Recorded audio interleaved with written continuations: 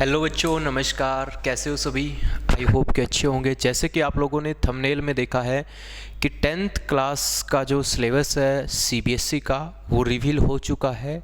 और अब की बार जो सीबीएसई है वो एनुअल एग्जामिनेशन लेगी, यानी कि साल में एक बार आपका पेपर होगा और 80 मार्क्स का आपका पेपर होगा, 80 नंबर का आपका पेपर होगा। तो आइए बात कर लेते हैं कि अब की बार सिलेबस में पिछली बार जो पेंडेमिक की वजह से, कोरोना की वजह से आप लोगों को बहुत सारी चीज़ें कम पढ़नी पड़ी थी, लेकिन इस बार ऐसा नहीं है। इस बार सिलेबस में चेंज किया गया है। तो कहीं पिछली बार के सिलेबस को देख के और तुम लोग बड़े मज़े में लो, पढ़ना का है नहीं पढ़ना है, ऐसा नहीं करना भाई। एक बार सिलेबस देख लो। तो ये आपकी 5 यूनिट दी गई है, ठीक है। Chemical substance, nature and behaviour, word of living, natural phenomena, effect of current, natural resources. Total 5 unit है भाई, जिसके अंदर पहली वाली 2 यूनिट जो है 25 मार्क्स की, यानी कि 50 नंबर की है भाई साहब। एक तो अपना केमिस्ट्री और दूसरा अपना बायोलॉजी, तो अकेली 50 नंबर की है। बाद में आता है अपना एनवायरनमेंट और फिजिक्स, ठीक है। तो एक एक करके जान लेते हैं कौन कौन सी चीज़ें आपकी छूटी है और कौन कौन सी चीज़ें आपकी ऐड हुई है, ठीक है। लास्ट में ये भी बताऊंगा कि 2 चैप्टर आपके ऐसे हैं जो बिल्कुल पूरी तरह से अभी भी नहीं है, पहले भी नहीं थे, अब की बार भी नहीं है। आओ जरा देख लेते हैं सिलेबस को थोड़ा डिटेल में, पूरा डिटेल में आपको सिलेबस बताऊंगा। देखो आप लोग यहाँ पर देख रहे हैं जो चैप्टर नंबर पहला है आपका केमिस्ट्री का, केमिकल सब्सटेंस वाला। इसके अंदर देखो केमिकल रिएक्शंस के अंदर, केमिकल रिएक्शन के अंदर आपको पूरा का पूरा आपको केमिकल रिएक्शन पढ़ना है। Chemical equation, balanced chemical equation, implication, balanced chemical equation, type of chemical reaction, combination, decomposition, displacement, double displacement, सब का सब टोटली आपको पढ़ना है। रेडॉक्स रिएक्शन, सब कुछ इसमें आपका कोई भी टॉपिक, कोई भी पॉइंट नहीं छूटा है, ठीक है। दूसरा है आपका एसिड, बेस एंड सॉल्ट वाला। तो एसिड, बेस एंड सोल्ट वाले चैप्टर में भी आपको कुछ भी नहीं छोड़ना है।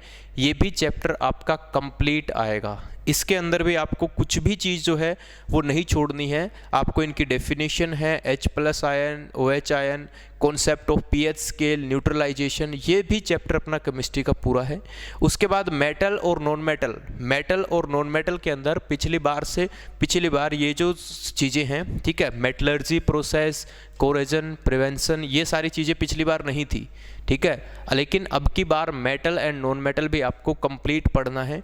उसके बाद है केमिकल कंपाउंड या carbon compound, carbon and its compound वाला जो आपका चैप्टर है। इसके अंदर पिछली बार जो नोमेनक्लेचर वगैरह था वो सब कुछ हटाया गया था पिछली बार का जो सेशन था 2021-22 का। लेकिन अब 2022-23 के सेशन में आपको ये complete carbon and its compound पढ़ना है। पूरा का पूरा आपको एल्केन, एल्कीन, एल्काइन, उसके बाद हाइड्रोकार्बन की रिएक्शन एल्डिहाइड ग्रुप से, कीटोन ग्रुप से, पूरा का पूरा आपको IUPAC नोमेनक्लेचर कंप्लीटली इस बार आपका पढ़ना है। यानी कि कहें तो केमिस्ट्री के अंदर आपको कुछ भी नहीं छोड़ना है। केमिस्ट्री के अंदर आपको सारी चीज़ें कंप्लीट पढ़नी है और 25 मार्क्स की 25 नंबर की आती है ये, ठीक है ना। तो छोड़ना नहीं है, पूरा पढ़ना है। उसके बाद आते हैं यानी कि हमारा बायोलॉजी की तरफ, है ना, the word of the living. इसके अंदर जो हमारा लाइफ प्रोसेसेस है, लाइफ प्रोसेसेस के अंदर पिछली बार कुछ चीज़ें छोड़ी गई थी, इस बार कुछ भी नहीं छोड़ना है। लाइफ प्रोसेस में लिविंग बीइंग है, basic concept, nutrition, respiration, transportation, excretion in animal and plant, पूरा का पूरा। यानी कि बायोलॉजी का जो आपका लाइफ प्रोसेस है ये आपको कंप्लीट पढ़ना है, पूरा पढ़ना है। आइए आगे देखते हैं। तो बायोलॉजी के अंदर आता है अपना कंट्रोल और कोऑर्डिनेशन। पिछली बार इस चैप्टर को हटाया गया था, लेकिन इस बार ये जो चैप्टर है ये आपको पूरा पढ़ना है। कंट्रोल एंड कोऑर्डिनेशन के अंदर आपको ट्रोपिक मूवमेंट इन प्लांट्स के अंदर किस तरह से होता है, एनिमल्स के अंदर किस तरह से होता है, जीव जंतुओं के अंदर वॉलेंट्री एक्शन है, नर्वस सिस्टम है, हार्मोन्स है, केमिकल कोऑर्डिनेशन, नर्व कोऑर्डिनेशन, पूरा कंप्लीट कोऑर्डिनेशन आपको पढ़ना है, ठीक। उसके बाद रिप्रोडक्शन के अंदर भी आपको कंप्लीट रिप्रोडक्शन पढ़ना है। Reproduction in animal, plant, asexual, sexual, reproductive health, need and method to family planning, safe sex with HIV AIDS, child bearing, women health, complete reproduction वाला, हाउ डू ऑर्गेनिज्म रिप्रोड्यूस वाला जो आपका chapter है वो complete आपको पढ़ना है। दूसरा है हेरिडिटी एंड इवोल्यूशन। इसमें आपका कुछ चेंज किया गया है ना, इसमें आपका कुछ चेंज किया गया है। Heredity, Mendel, contribution, law of inheritance and sex determination, brief introductions पढ़ना है, लेकिन इन टॉपिक को छोड़ के, यानी कि evolution and classification of evolution.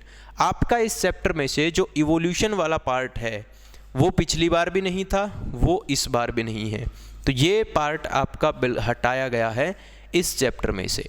बाकी कुछ नहीं हटाया गया, बाकी पूरा ही चैप्टर पढ़ना है। बस इवोल्यूशन वाला चैप्टर जो पिछली बार भी नहीं था और इस बार भी नहीं है, तो ये आपको नहीं पढ़ना है, ठीक है। ध्यान रखना, टॉपिक एक्सक्लूडेड इन्होंने बकायदा लिखा हुआ है। आगे बढ़ते हैं। आगे आता है नेचुरल फिनोमिनाज, यानी कि बात करते हैं फिजिक्स की। तो फिजिक्स के अंदर भी आपका क्या है, फिजिक्स के अंदर रिफ्लेक्शन ऑफ लाइट यानी लाइट वाला चैप्टर आपको पूरा पढ़ना है। उसके अंदर आपको मिरर वीरर सब पढ़ने हैं, ठीक है। हाँ, डेरिवेशन नॉट रिक्वायर्ड, इस चैप्टर के अंदर आपको डेरिवेशन की रिक्वायरमेंट नहीं है, डेरिवेशन आपको नहीं पढ़ना, ठीक है।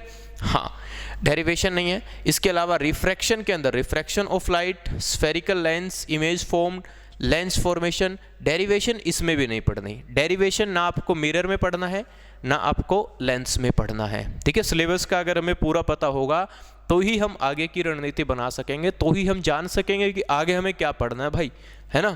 तो डेरिवेशन आपको नहीं पढ़ना है दोनों में ही, ना ही तो रिफ्लेक्शन में ना ही रिफ्रैक्शन में। उसके बाद हम बात करें फंक्शनिंग ऑफ लेंस, ह्यूमन आई को कंप्लीट पढ़ना है आपको, है ना।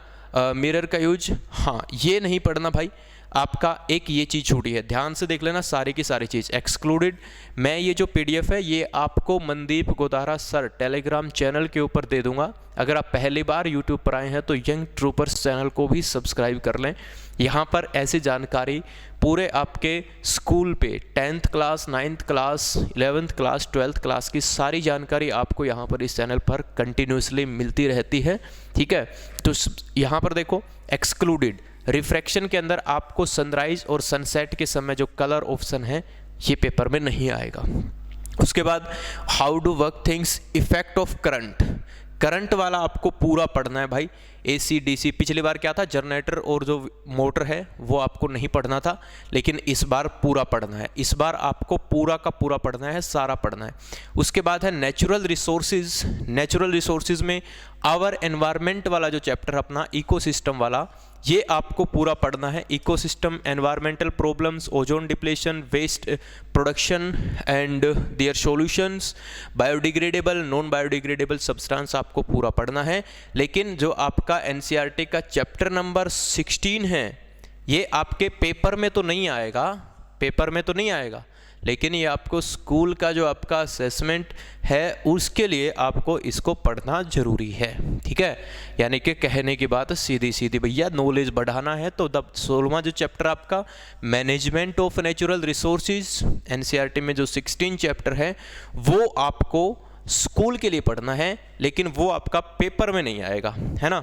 इसके अलावा आपका चैप्टर नंबर 5 और चैप्टर नंबर 14, इन दो चैप्टर को तो पूरी तरह से हटा दिया गया है। चैप्टर 5 और चैप्टर नंबर 14 इनको पूरी तरह से हटा दिया गया है, ये दो चैप्टर आपको नहीं पढ़ना है, ठीक है। तो आई होप कि आपको एक छोटी सी वीडियो समझ में आई होगी। अगर पहली बार चैनल पर आए हैं तो चैनल को सब्सक्राइब भी ज़रूर कर दें।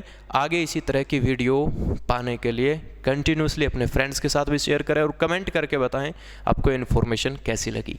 जय हिंद, जय भारत।